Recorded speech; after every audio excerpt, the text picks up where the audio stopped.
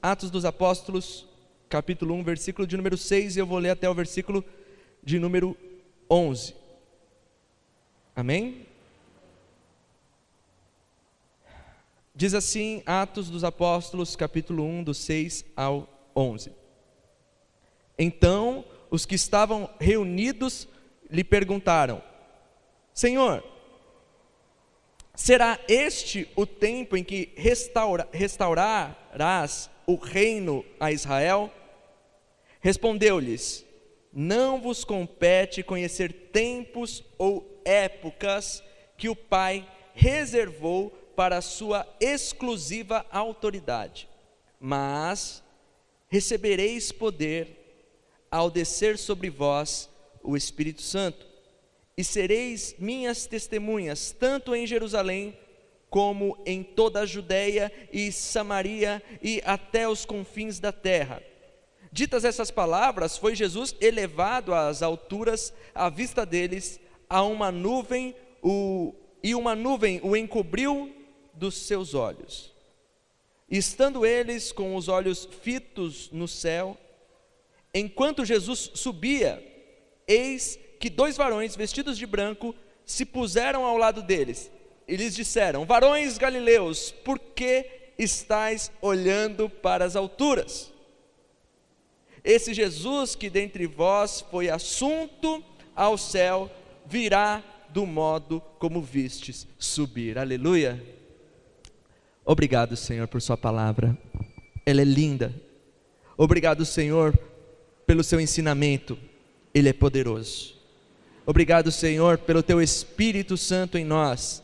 Sem ele, tudo isso seria apenas letra para nós, mas agora, tudo isso é verdade, libertação e vida. Que a tua paz esteja sobre nós, conduza-nos no teu querer, é o que eu te peço, em nome do Senhor Jesus, amém. Como nós estamos vendo aqui em Atos dos Apóstolos, bem no comecinho, a gente vê que Lucas continua escrevendo o seu evangelho a Teófilo, explicando para Teófilo agora o que está acontecendo, o que está acontecendo, o que Jesus vai operar depois de ressurreto em meio à igreja, o que ele vai fazer. Aqui é o cumprimento da promessa. Há um movimento aqui que a gente tem que entender em todo o livro de Atos, e eu quero deixar isso muito bem claro aqui para você, porque a gente vai, no decorrer destes meses, no decorrer destes anos, louvado seja Deus, a gente tem que ter isso em mente. O quê? Você sabe o que é inércia? Inércia é assim, o trem está vindo pelo trilho, e vamos supor que o trem desliga. Enquanto ele está ali naquele trilho, a velocidade que ele já está vindo, mesmo com o motor desligado, ele continua caminhando alguns quilômetros. Isso é inércia, sabe? Ele vai. Por que eu estou dizendo isso? Porque aqui nós temos que ter em mente que todos esses homens aqui são judeus. Então eles estão em um momento transitório da vida deles, do judaísmo para o cristianismo. Eles ainda não são igreja de fato. Eles ainda não entendem o que é ser igreja. Eles estão nas doutrinas judaicas. Eles têm os costumes judeus. Eles são circuncisos. Eles guardam os costumes. Eles guardam as festas. Eles se reúnem no templo. Eles ainda têm esse costume. E no decorrer do livro de Atos dos Apóstolos, nós vamos vendo a instituição da igreja. Quais serão os fundamentos da igreja e quais as coisas que vão se desfazer. Ainda estes homens são judeus e estão vivendo judaísmo. Por isso o templo sempre vai estar aparecendo aqui como um local de oração, como um lugar obrigatório para as orações diárias. A gente ainda vai ver esses movimentos. Só que no decorrer do livro de Atos dos Apóstolos, essas coisas vão se desconstruindo. Por quê? Porque através da vida de Paulo, o Senhor vai dando os fundamentos para a sua igreja. Paulo, ele vem ali em suas epístolas pastorais mostrar como nós nos portamos como igreja. Tanto é que quando Paulo escreve aos Gálatas, ele está furioso, porque os Gálatas estão vivendo coisas do judaísmo, coisas que haviam sido extintas e abolidas. Por quê? Porque agora já há um fundamento, igreja, já há uma doutrina igreja. Então a gente vai ver aqui em Atos, nesses primeiros capítulos, esse movimento de inércia, sabe? O carro sem gasolina andando, ainda sem gasolina. Por quê? Porque eles estão vivendo essa fase de judaísmo, incorporados no judaísmo, para se transformarem em igreja. E aqui, eles nem o Espírito Santo tinham ainda.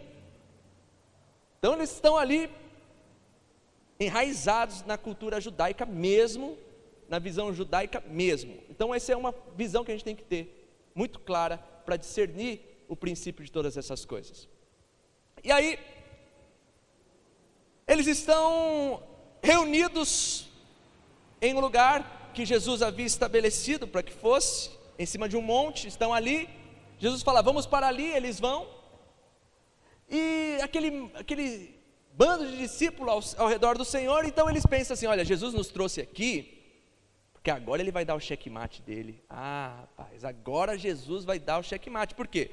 Porque agora eu estou entendendo, Jesus se deixou ser preso, se deixou ser humilhado, foi crucificado, mas ressuscitou. Por quê? Porque agora agora vai vir o poder de verdade. Agora ele vai dominar o Império Romano de verdade. Por quê? Porque ele está ressurreto. Jesus está atravessando parede.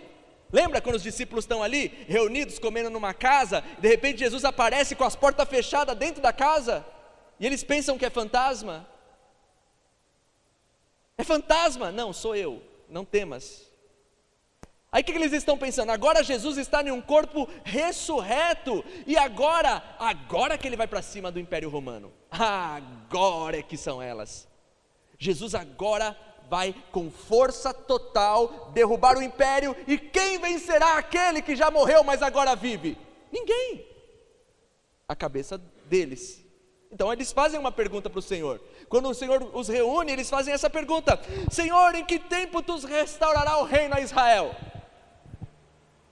Cara, de novo essa pergunta. A gente lê o Evangelho de Lucas e continuamente nos deparamos com essa pergunta: e o teu reino, Senhor? Quando vai ser o reino? Aquela agonia de quando Jesus iria dar um chute no Império Romano para poder tomar posse do reino e restabelecer o governo a Israel. Olha, Israel, é tudo seu de novo. Israel, que alegria, que alegria. Eles não entenderam nada. Jesus, no capítulo 17 de Lucas, ele fala assim: meu reino não é visível, meu reino já está entre vós, vocês não estão entendendo o que é o meu reino. E essa aqui, querido, de fato, é a última vez que você vai ouvir eles perguntando sobre reino e Israel. Acabou. Depois disso aqui, você nunca mais vai encontrar nenhum desses cidadãos esperando nenhum tipo de reino terreno. Por quê? Por quê? A gente vai ver isso daqui a pouquinho. Eles estavam preocupados com coisas físicas. Eles estavam preocupados com sistemas humanos, eles estavam preocupados com governos, eles estavam preocupados com dinheiro, eles estavam preocupados com a dominação daqueles que eram perversos. E aí, Jesus responde para eles e fala assim: não vos compete conhecer tempos ou épocas que o Pai reservou para a sua exclusiva autoridade. Vou contar um negócio para vocês, tem coisas mundiais, tem coisas de ordem do seu país, e tem coisas de ordem da sua vida, que só Deus sabe a hora, o dia, o lugar, e pronto. Se Ele disse que Ele disse que você vai ter a vida eterna, amém. Agora, o dia, a hora que você vai se encontrar com Ele, ou que Ele vai descer, não cabe a você saber. Mas por que, Senhor?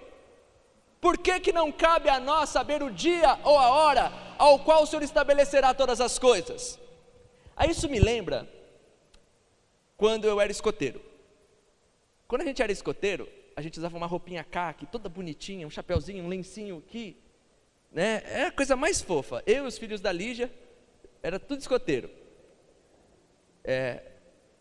Aí os escoteiros, eles têm tropas. A gente tem a tropa aqui no Secap era Cavaleiros do Oriente, Cavaleiros do Oriente, e dentro da tropa tinham patrulhas, e patrulhas que em torno de 5 a 6, 8 jovens. Minha patrulha chamava Jaguar, e a gente tinha grito de guerra e tudo, e eu ainda lembro do grito de guerra, você acredita? Era, Jaguar é um felino esperto lutador, está sempre pronto para servir com amor, patrulha, Jaguar! E tudo que a gente fazia tinha isso, tinha o monitor, o submonitor, e assim era uma época muito legal. Mas o lema dos escoteiros era sempre alerta. Escoteiro não vacila, escoteiro não dorme no ponto, escoteiro é sempre alerta. E quando Jesus, ele fala para os seus discípulos, olha, não cabe a vocês saber dia ou hora que o Pai tem para os teus propósitos. Em outras palavras, ele está dizendo assim para os seus discípulos, olha, não vai saber nem dia, nem hora, você vai ter que estar sempre alerta, para que você não desfaleça, para que você não relaxe, porque a gente tem aquela mania de ser que nem criança, quando sabe que o pai só vai chegar às 6:30, o pai só vai chegar às 6:30, então o que eu vou fazer das 2 às 5? Fazer o que eu quero, eu vou comer bolacha, eu vou jogar videogame, eu vou correr na rua, porque eu sei que meu pai não deixa eu andar de bicicleta, nem de skate, nem que eu jogue bola com os vizinhos aqui, mas só que eu vou fazer, porque ele vai chegar só às 6:30, então quando tiver 5:30, eu entro, faço minha lição de casa rapidinho, tomo meu banho, sento no sofá, e quando meu pai chegar, vai ver eu sentadinho com o cabelinho pro lado, assistindo Netflix, fala assim, olha que beleza que é meu filho. A gente é assim. Você não é assim? Quando o encarregado sai da sala, você vai, foi almoçar, só volta às 3. A gente é assim. Quando a gente sabe o dia e a hora determinada para as coisas, nós relaxamos, nós somos superficiais e mentirosos nas coisas que nós fazemos. Nós não somos verdadeiros. O Senhor não quer pessoas que se vistam de alguma coisa porque está chegando a hora. Ele quer que estejamos preparados, com uma vida cotidiana, que aguarda a vinda do seu Senhor. E não com um dia estabelecido em nenhuma hora. Aleluia. Cara, isso muda muita coisa. Isso muda o jeito da gente viver, agir. Já pensou? Então outra coisa que a gente tem que pensar também, sempre que você ouvir um cidadão dizer que Jesus voltará tal dia, olhe para ele e diga, você está louco.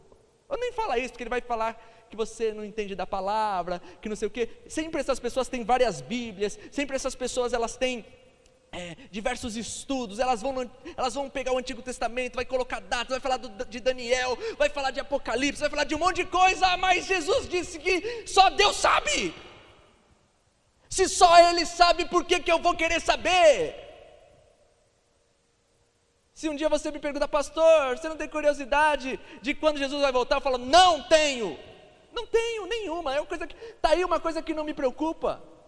Eu quero viver com Ele todos os dias da minha vida. Eu quero levantar, eu quero deitar, eu quero dormir, eu quero ter uma relação sincera e verdadeira com Ele, porque aqueles que amam o Senhor, vivem uma relação sincera com o Senhor, porque caso contrário, é hipocrisia. Concorda? Você saber que você tem um namorado ou uma namorada, ou pior, uma esposa, que quando você está fora de casa, ele ou ela se mostra para os vizinhos, estende a roupa lá, caiu o cabelo, caiu o pregador. O cara que vai, cheio de graça, fala para a vizinha, você quer que eu coloque o galão de água para você? E aí quando chega em casa, ai meu amorzinho, minha vida, você é tudo para mim.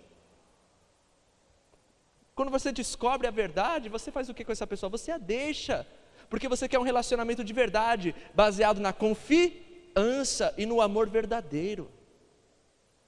Não aquele amor que está embaixo dos olhos. Jesus continuamente no Evangelho mostra isso para a gente. O amor verdadeiro não prende ninguém, o amor verdadeiro não é ciumento, o amor verdadeiro é espontâneo, voluntário, ele deixa ir, mas por amor nós ficamos. Aleluia. É isso que a gente aprende. Aleluia. Como é lindo saber que Deus é desse jeito. E aí Jesus ele olha para esses cidadãos que estão preocupados com o estabelecimento do reino, um reino físico. Eles querem um governo físico. Eles querem dominar um território físico. E eles não entendem que o que Cristo tem para eles não tem nada relacionado a esse mundo. Nada em conquistar nada deste mundo. Haverá um dia, aqui ele não está dizendo que o Senhor não voltará, ele está dizendo que o dia e a hora cabe ao Pai, e o nosso Senhor voltará, e Ele reinará, e a palavra diz que Ele reinará por 1000 anos, e assim sucessivamente. Depois a besta será solta novamente, Ele vencerá, e aí de fato estaremos na glória com Ele, para a honra e glória do Senhor.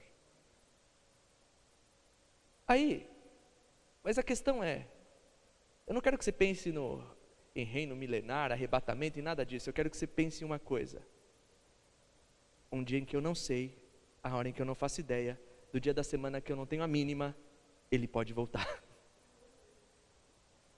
Então eu tenho que estar sempre alerta. Aleluia. É isso que é a base. É isso que Jesus quer dizer para os seus discípulos. Aí o Senhor ele fala desse jeito, mas quando ele fala um mas, acho que ele está pensando, ele está querendo dizer assim para os discípulos dele, ele fala assim, ó, vocês estão preocupados enquanto eu vou voltar, mas eu quero que vocês estejam preocupados com outra coisa. Está entendendo? Um mas. Vocês estão preocupados com o estabelecimento do meu reino, do reino do Senhor aqui. Vocês estão preocupados com Israel reinar de novo, estar livre da opressão. Mas vocês devem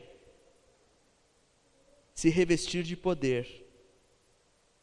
Mas recebereis poder ao descer sobre vós o Espírito Santo, e sereis minhas testemunhas tanto em Jerusalém, como em toda a Judeia e Samaria, aos confins da terra. Sabe, meu irmão, esse texto aqui, ele é o divisor de águas de tudo. Recebereis poder ou virtude, tem algumas traduções que falam isso, mas recebereis o Espírito Santo. O que Jesus está falando aqui para os seus discípulos? Ele está falando assim, ó, vocês estão preocupados com o reino de Israel, mas eu tenho para você o reino de Deus em vocês, estabelecidos através do meu Espírito Santo. Olha só, aqui Deus está trocando a habitação. Nesse texto Deus deixa de habitar no céu para habitar no meio daquele que crê. E aonde o rei habita, o seu reinado se faz. Concorda comigo? Esse Espírito é uma promessa antiga. E assim como nós cantamos nessa canção, João capítulo 14, em João capítulo 14, no versículo de número 15, a partir do versículo de número 15, eu vou ler alguns trechos aqui, falam o que esse Espírito, o que é isso? Olha só, eu rogarei ao Pai, Ele vos dará um Consolador, versículo 16, João 14,16, mas eu rogarei ao Pai, e Ele vos dará outro Consolador, a fim de que estejais para sempre convosco. Quer dizer, o que vai vindo alto sobre a igreja é aquele que consola a igreja, e que vai estar com a igreja para sempre, não só aqui, mas lá. Agora fazemos parte da família de Deus. A Trindade é uma coisa só, e aqueles que prevalecem em Cristo Jesus, através do Espírito Santo, se tornam um com a família de Deus. Estará em vós para sempre. Aí ele fala assim: o mundo não pode receber. O mundo não pode receber, mas ele habita em vós. O que nós podemos saber do Espírito Santo? O que é imundo, o que é profano, o que nega ao Senhor, não tem o Espírito Santo de Deus. Porque o mundo não pode receber o Espírito de Deus. O Espírito de Deus não habita no que é mundano. A gente tem que entender isso. Aí, isso me responde um monte de questionamento, tipo assim: pastor, aquele cara, ele é um perdido, ele se prostitui, ele é avarento, na verdade ele tem todas as manifestações das obras da carne, e ele pensa como o mundo e vive como o mundo, mas ele profetiza, pastor, que é uma maravilha, ele fala em línguas. Gente, eu já vi bêbado falar em língua.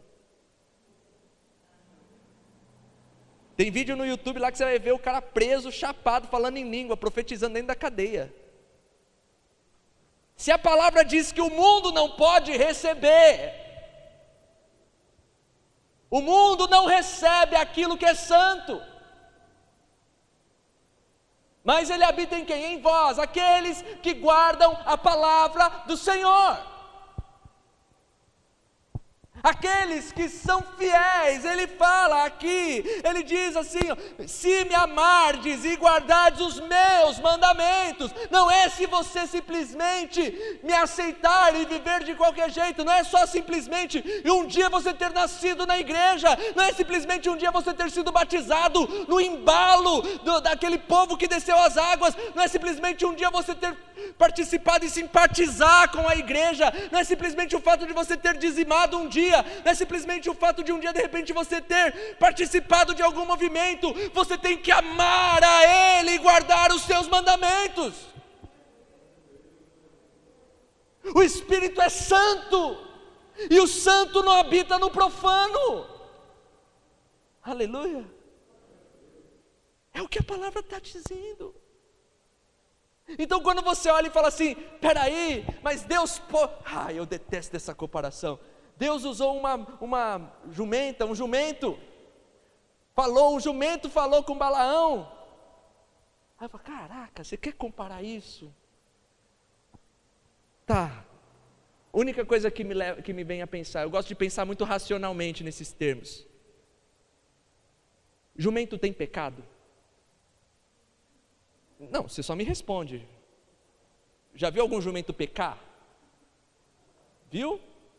Então está respondida a pergunta. Aleluia. Aleluia. Cara, nunca vi nenhum jumento bêbado, nem prostituindo. Tudo que ele faz é instinto natural. Agora a gente faz as coisas pelos desejos da nossa carne, pela nossa vaidade, pelo nosso orgulho. Então toma cuidado, que nem tudo que diz Senhor, Senhor é de fato do Senhor.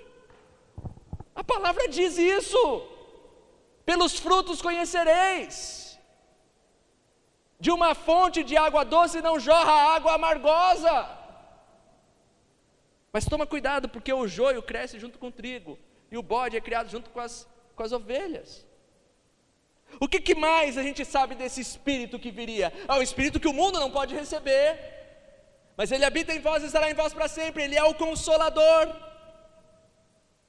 E no versículo 23 ele diz assim: e disse-lhes Judas, não o Iscariotes. Eu acho bem legal João explicando, não é o Iscariotes, tá, gente? Iscariotes aqui não, foi o outro Judas que perguntou para Jesus. Diz assim: De onde procede? Senhor, que estás para manifestar-te a nós e não ao mundo? E respondeu Jesus: se alguém me ama, guardará a minha palavra, e meu Pai o amará, e viremos para ele e faremos morada nele. O que esse texto está falando? Se quem vai habitar em nós é o Espírito Santo, amém? Foi o que a gente estava lendo aqui. Quem vai habitar em nós? O Consolador, que estará em nós até a consumação dos séculos, amém? Não estará para sempre. Então peraí, se a gente ama o Senhor, e aí o Senhor Jesus responde assim: se alguém me ama, guardará as minhas palavras. Então quer dizer, quem não guarda a palavra do Senhor não ama o Senhor. Isso é simples. Aí ele fala assim: e meu Pai, o Pai, o amará, e viremos. Quem virá? Jesus e o Pai, os dois. E vai fazer o quê? Fazer morada nele. Na Bíblia não existe a palavra trindade, mas aqui está explicando a trindade também. O Pai e o Filho em um único ser, vivendo em mim e em você. Caraca! Que coisa linda! O Pai e o Filho são o mesmo com o Espírito que escolheu viver em mim e em você. Não tem trindade? Olha isso. Aí, isso nos leva a entender que a promessa que Jesus falou para os seus discípulos: olha, vai, mas recebeis poder que vai descer sobre vós, o Espírito Santo. O que ele está dizendo? Vocês vão aguardar, porque eu e meu Pai, através do Espírito Santo agora, vamos estabelecer o nosso reino em vocês. Que coisa mais linda! Por isso,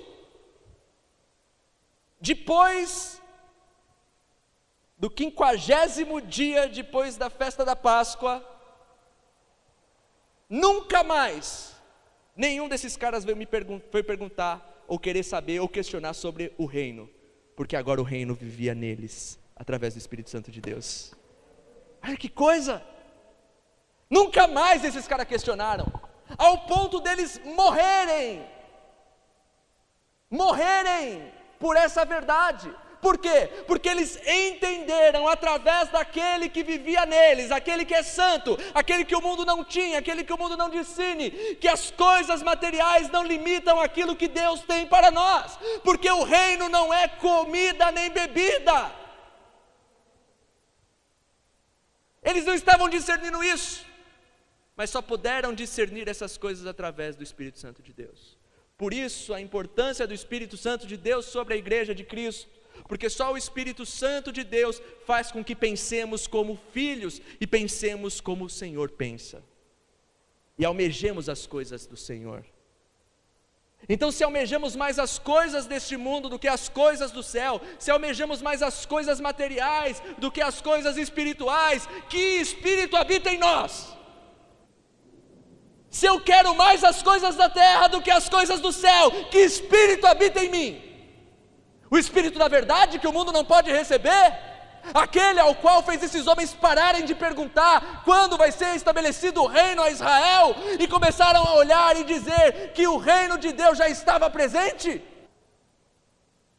E aí? Aleluia! Qual Espírito habita na igreja? Às vezes vemos milagres que saram um corpo, mas matam a alma. Pessoas que deixam a cadeira de roda e saem andando para entrar num boteco de novo. Pessoas que ganham um carro para olhar para aqueles que não têm e deixar eles continuando indo para a igreja de ônibus e falando assim: não, querido, você não tem fé, Deus vai te honrar, mas você não vai colocar o seu pé sujo de lama no meu carro, não. O O Espírito do Senhor não nos faz se conformar com os bens materiais deste mundo, mas nos dá a certeza das riquezas celestiais no reino do Pai. Aleluia! Cara, isso é lindo, isso é maravilhoso, isso me faz ansiar e viver cada vez mais no Senhor. Aí, aleluia, aí o Senhor diz assim: e sereis minhas testemunhas, tanto em Jerusalém, como em toda a Judéia e Samaria, até os confins da terra. O que Jesus está falando? Olha, fica em stand-by, porque vocês ainda são judeus, vocês ainda estão com muita coisa do judaísmo, tanto é que eles vão fazer umas coisas aí que ainda é coisa de judeu. Isso aí fica para o Rodrigo, semana que vem. Eles ainda estão naquela coisa, com alguns costumes, eles ainda estão daquele jeito, não sabem muito como se portar. Aí o Senhor fala assim: olha, vocês não vão fazer nada antes de eu voltar para vocês através do meu Espírito, porque só aí vocês poderão ser minhas testemunhas. O que isso me leva a pensar? Não há nada que possamos fazer como igreja sem o Espírito Santo de Deus. Nada. Nada, nada, nada, nada. Tudo relacionado à obra do Senhor deve ser pelo Espírito. Tudo. Então nós não podemos dizer: eu estou pensando em, estou pensando em fazer um congresso, e eu quero que nesse congresso todas as mulheres estejam vestidas de tubinho preto, com lenço amarelo. Vai ficar bonito, o tubinho preto, vão parecer umas abelhas. Aí eu quero que os varões estejam todos de terno preto com gravata amarela. E eu quero, você está entendendo? Eu quero. E o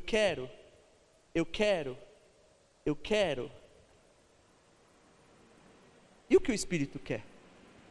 Porque nada é feito sem o Espírito. E aonde o Espírito opera, a paz. Porque o reino do Senhor é paz e não contenda. Então, se há contenda em alguma coisa que nós estamos fazendo, deve ser porque é obra da carne e não do Espírito. E nós devemos refletir nessas coisas, porque nada podemos fazer sem o Espírito Santo de Deus. Nada. E aí, o Senhor ele expande os limites desse homem. Ele fala assim: vocês vão ser minhas testemunhas em Jerusalém, vocês vão ser minhas testemunhas na Judéia, vocês vão ser minhas testemunhas em Samaria e nos confins da terra. E vocês estão pensando em um reino limitado à Palestina. Eu tenho um mundo para vocês. Aleluia. Cara, isso é lindo. Isso aqui, o versículo 8 de Atos dos Apóstolos, foi o primeiro versículo que me ministrou ministerialmente. Quando vê essa coisa de ser pregador do Evangelho, de ser separado para presbitério, e esse texto falou comigo. Foi muito bom ter lido Atos dos Apóstolos. Sabe por quê? Porque hoje eu estou aqui pregando no Haroldo Veloso, na terra que eu nasci, no lugar em que eu fui criado, onde um monte de gente me veio correndo melecado aí, e sendo testemunha de Jesus Cristo aqui. Porque se eu não for testemunha de Jesus Cristo aqui para Dona Azula, se eu não for testemunha de Jesus Cristo aqui para os meus vizinhos, se eu não for testemunha de Jesus Cristo aqui, jamais Ele vai me levar para os confins da terra.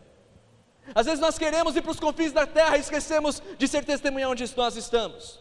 E é muito mais difícil você ser testemunha onde as pessoas te conhecem, onde seus cunhados estão sentados ouvindo você pregar, onde pessoas que te viram crescer estão sentados aqui e ouvir a palavra e acreditar na palavra e olhar para o seu testemunho. É muito mais difícil, é muito mais fácil eu querer pular logo para Samaria, porque em Samaria talvez as pessoas não me conhecem, não sabem quem eu sou. Então é muito mais fácil ainda ir para os confins da terra. Por quê? Porque lá eu vou falar, eu vou pregar, eu vou ser. Mas e quem de fato eu sou? É só quem convive comigo, é só o pessoal que está aqui. Que essa seja a base para o seu ministério onde quer que você esteja. Que você seja a bênção onde você está. Que você seja um enviado do Senhor e usado pelo Senhor onde quer que você esteja. Que você seja o enviado do Senhor em Jerusalém primeiro.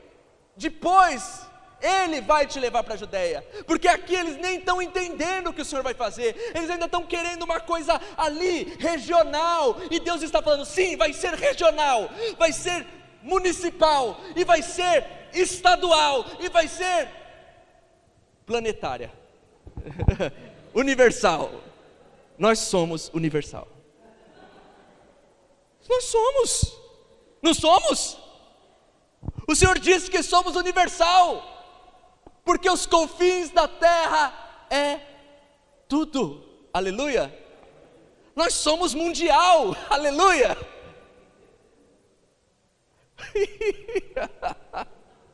Eu só não tenho cabeça de gado, mas tudo bem.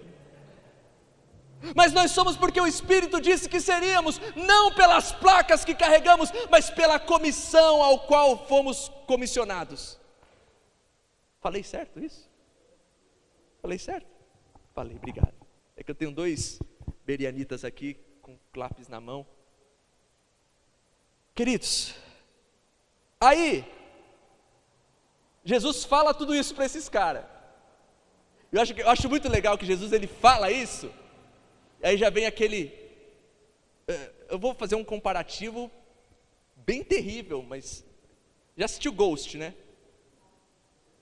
Não, mas a cena do Ghost, o cara tá lá, o único espírito tarado, né, que pá, o cara volta para dar uns amassos na mulher, só, que coisa, mas tudo bem, aí, o cara vai, aí Jesus está aqui, falando com Deus, mas ele não é um espírito, ele está em carne, está em matéria ainda, firme, forte, ressurreto, e ele começa a falar, vocês vão ser minhas testemunhas, vocês vão receber virtude, vocês receberão capacitação, vocês não vão ser limitados simplesmente a Jerusalém, mas também a Judéia, a Samaria e aos confins da terra, e eu estou indo.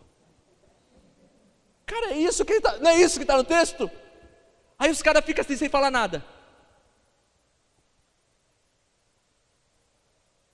e fica assim olhando para o alto. Olha o que o texto fala.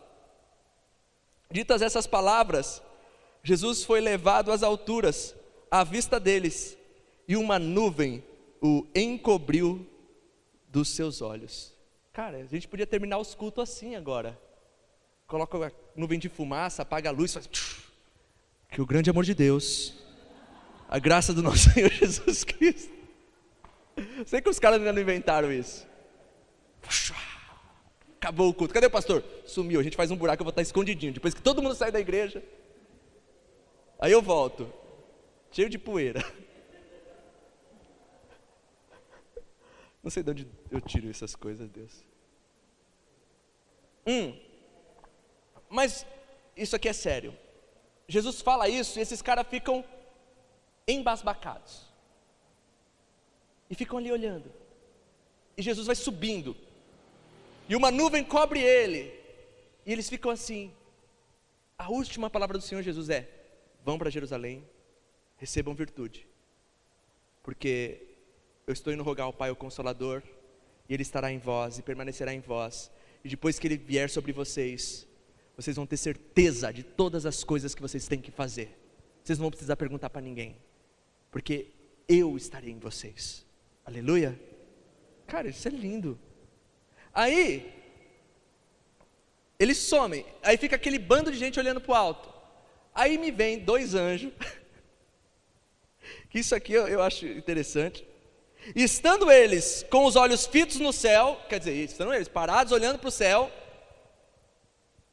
enquanto Jesus subia, eis que 2 varões vestidos de branco se puseram ao lado deles, quer dizer, eles nem repararam nos varões, eles estavam olhando para o céu. Então o Senhor envia 2 anjos, e diz assim, e lhes disseram: varões galileus, por que estáis olhando para as alturas? Tipo,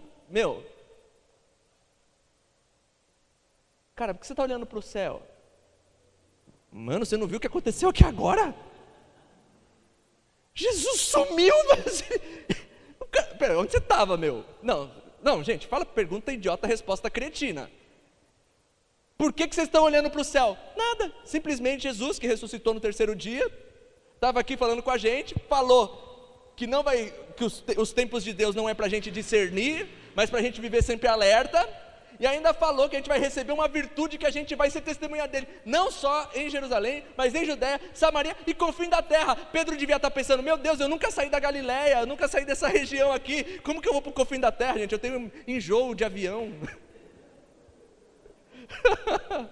Você está entendendo isso? Aí ele, e se não bastasse ele falar tudo isso, ele subiu, uma nuvem cobriu ele. A gente está aqui olhando para aqui, você está me perguntando o que a gente está olhando?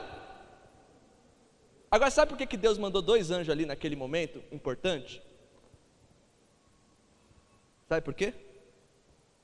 Deus estava olhando para aqueles caras e falando assim, ó, não é para vocês ficar parados, é para vocês se movimentarem. Vocês têm uma ordem.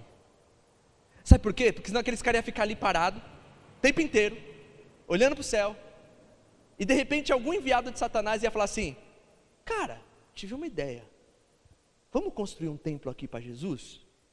Porque aqui foi o lugar que ele subiu, então vamos erguer. Eles já tiveram uma ideia parecida com essa, no Monte da Transfiguração, quando Jesus se transfigurou, Moisés, Elias, eles falaram, opa, vamos armar tendas aqui, vai ser um lugar de peregrinação. Então o que eles imaginaram?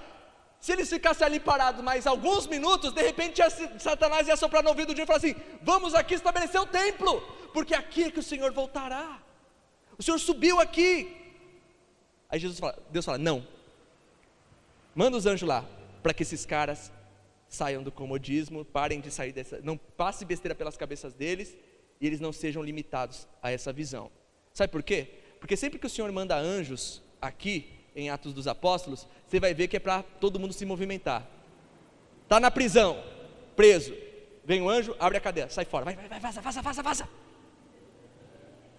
Não é assim? Onde tem as aparições de anjo? Quando o pessoal pensa assim, pô, vou passar a noite na cadeia, estava precisando, tá cansado, não sei o quê, levanta, vai, que vocês têm uma ordem. Sempre que o Senhor está mandando um anjo aqui em Atos dos Apóstolos, está colocando a igreja para se movimentar, e não parar, e não desfocar daquilo que Jesus tinha dito. Aleluia. Olha que coisa mais maravilhosa isso daqui. O que isso nos leva a pensar? Agora a gente está tão desfocado que a gente está querendo ver anjo. Mas é sério, a igreja perdeu tanto foco, desfocou tanto de Jesus, que não quer nem mais ver Jesus, quer ver anjo. Não é? Estou mentindo, crente? Quantas vezes eu já orando nas cadeiras da igreja assim, ó Senhor, eu levo para lá, será que vem um anjo? Eu já fiz muito disso, irmão, mas agora os meus olhos estão fitos em Jesus Cristo, e se o Senhor me colocar um anjo em meu caminho, eu vou ter a certeza que é para eu não ficar parado. Ei, levanta e anda, vai. Você está entendendo, meu irmão? Às vezes nós desfocamos as coisas, o foco é em Jesus, mas na ordem dele, e os anjos aparecem para quê? Para que eles não fiquem parados olhando para o céu, lembrando sempre da promessa. Que promessa? Eles lembram aqui, eles de volta, ó, olhando para as alturas, esse Jesus, que dentre vós foi assunto ao céu, virá do modo que vistes subir. O que eles estão dizendo? Ei, para de olhar para o alto, agora olha para frente, mas sem esquecer que esse Jesus vai voltar para te levar. Aleluia. Meus irmãos, que possamos ter o Espírito da verdade em nossas vidas, que o mundo não pode receber, mas que habita naquele que ama a palavra do Senhor e que vive conforme os mandamentos dele. Que possamos arrepender-nos dos nossos pecados e receber de fato Jesus Cristo em nossas vidas, para que recebamos o dom do Espírito Santo sobre as nossas vidas. E a partir do momento em que entregarmos as nossas vidas de fato a Cristo e começarmos a nos dedicar à sua palavra, você vê que quando ele fala assim, aquele que tem os meus mandamentos e os guarda, este é o que me ama, você vê que isso não está associado ao batismo, está associado a guardar os mandamentos e viver os mandamentos. Então tem muita gente que já se batizou, mas que não guarda os mandamentos do Senhor, e aí fica difícil querer ter o Espírito Santo de Deus ativo na vida dele, porque a palavra diz que ele só vem sobre aquele que ama a sua palavra e vive a sua palavra.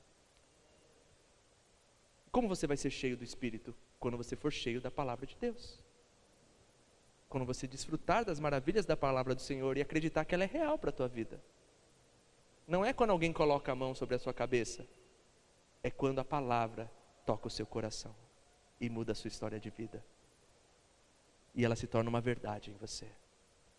E aí, que possamos estar sempre alertas acerca do que o Senhor há de voltar e de que maneira estamos vivendo nossa vida. Que possamos saber que temos em nós um Consolador, que o mundo não pode ter, e que o próprio Deus escolheu viver em mim e em você que crê no Senhor Jesus Cristo. E que não há obra sem o Espírito Santo de Deus. Não há nada que a igreja possa realizar sem o Espírito Santo de Deus. E que não possamos ficar parados, olhando para o céu, ou nem dispersos, esperando ver anjos, mas que possamos ouvir o que o Senhor tem para nós, que através da capacitação do seu Espírito, somos testemunhas dele, neste mundo perdido, em nome do Senhor Jesus. Amém? Se de repente você esqueceu um pouco dessas promessas, estava um pouco disperso ali, olhando para o céu, ou de repente você está aí parado querendo ver anjo, oh meu Deus, estava aqui, desfoquei das coisas. Eu gostaria de convidar você a orar nesse momento, para que possamos restabelecer o nosso foco, o nosso chamado e o nosso posicionamento acerca do Espírito Santo de Deus e do que Cristo tem para as nossas vidas. Amém? Feche os teus olhos. Senhor Jesus, nós oramos porque acreditamos que o Senhor ouve a nossa oração. E nós oramos pela ousadia do Espírito que habita em nós, Senhor. O Espírito da verdade que o mundo não pode, Pai, ele não pode receber. E o Senhor disse que ele habita em nós. Então, Senhor, nós temos a ousadia de entrar no Santo dos Santos, por aquilo que foi conquistado na cruz do Calvário, por aquilo que desceu sobre a sua igreja, a capacitação, a virtude, o poder, Deus. Senhor, que não possamos estar inertes, Pai, que não possamos estar dispersos, Senhor, que possamos estar atentos continuamente, vigilantes acerca da Tua volta, Senhor. Que possamos nos posicionar como Teus filhos, que possamos nos posicionar como a Tua igreja, que possamos nos posicionar como Suas testemunhas, Pai, aonde nós estivermos. Senhor, usa-nos em Jerusalém, usa-nos, Deus, na nossa casa, usa-nos, Deus, no nosso bairro, usa-nos, Pai, no nosso trabalho. Senhor, e que assim o testemunho que exala do Senhor sobre as nossas vidas, através do Teu Espírito, que não nos deixe esquecer as coisas ao qual o Senhor ministra no coração dos seus, possamos avançar, Deus, e avançar, porque o Teu reino já é em nossas vidas.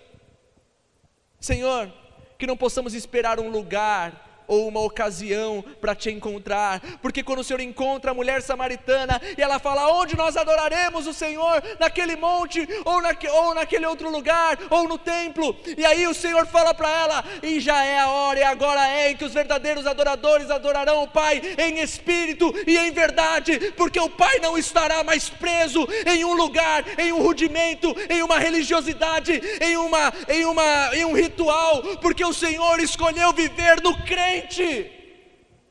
O Senhor vive naquele que crê.